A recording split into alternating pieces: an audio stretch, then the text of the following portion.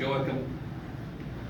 And Joachim, this feast, Joachim, the father of the Blessed Virgin Mary, and that is the greatest of all the children of Adam, who's the Blessed Virgin Mary, coming from Joachim.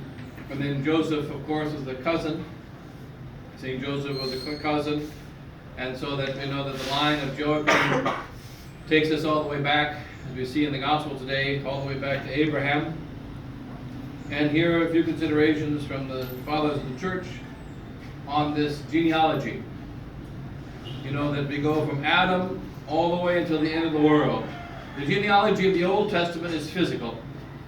So we know that we want to prove that prophecies are true, that our Lord Jesus Christ is truly the son of David, that he is truly the son of Abraham, truly the son of Solomon, and that he fulfilled all the prophecies, the son of Seth, the son of Noah, and the son of Sem. And that God chose the one that would be the Messiah, that he would be the son of truly these sons. But also it shows us that every generation in the Old Testament, in every generation the Jewish religion and the Jewish people were kept alive. They had many enemies to try to wipe them out. It was a very small country, a very few people in the whole scheme of things of the entire world. And many tried to wipe out and eliminate the Jews. But God did not allow them to be wiped out. Even in the last 2,000 years, the Jews still maintain their integrity. There are still Jewish people throughout the world that are known to be Jews, even now 2,000 years after Christ's death and resurrection, because at the end of the world the Jews will convert. And the Jews have to be known to be Jews before they can convert. So the physical integrity of the Jews is kept from the beginning, from Abraham, until the very end of the world. And they were the physical father of our Lord Jesus Christ, the body of our Lord Jesus Christ, the body of the Blessed Virgin Mary, the body of St. Joseph, and the body of all the apostles, the 12 apostles, who were the founders of our Holy Church, all of them of the Jewish race. Again, then they spread what was physical to that which is supernatural, that which is spiritual. So now Jew and Gentile are united together in Jesus Christ in the New Testament. But just as the genealogy of the Old Testament was unbroken in every generation the life continued, so that Adam's seed and Abraham's seed continued until Christ. So likewise in the New Testament, every single generation must continue the life of Christ. Every generation must continue the faith. The faith has to continue until the very ending of the world, and every single generation has the obligation to carry that faith. In the Old Testament, they carried the blood of Christ, the blood of Abraham. We must carry the faith of Abraham. The blood of Abraham was carried in the Old Testament. The faith of Abraham must be carried in the New Testament.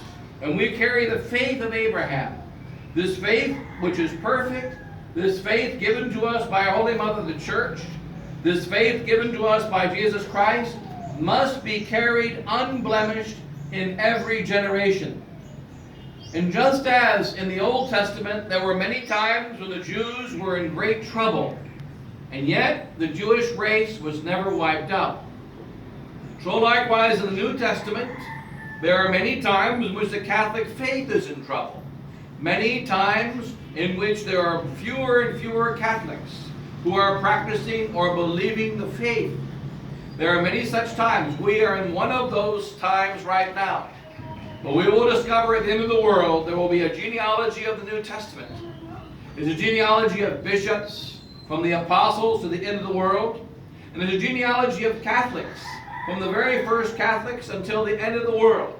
But there will always be some Catholic faithful who have kept the faith, some Catholic priests who have kept the faith, and some Catholic bishops who have kept the faith, or in each generation from the time of Pentecost until the end of the world. And that includes this generation. And what our greatest duty is to hold that faith that has been given to us and handed down to the next generation. To take it, tradidi quodet accepi, is what St. Paul said. I have handed down that which I have received. I didn't hand down anything different than what I have received. We must hand down what we have received. Hence we give to our children. The parents give to their physical children, and the priest must give to the seminarians and to the future generation of priests, and future generation of monks and brothers and sisters and so on. The future generation of religious, the true faith which has been given to them by their fathers and by their ancestors. We must hand down the true faith, and we must recognize that God will never abandon us. He will never let us collapse. He will make sure that in every generation, including this generation of the early 21st century, that this generation also shall carry the faith to the next generation. And let's make sure that we do our part to carry the faith of this generation on to the next. In closing, God bless you all. In the name of the Father, and the Son, and the Holy Ghost. Amen.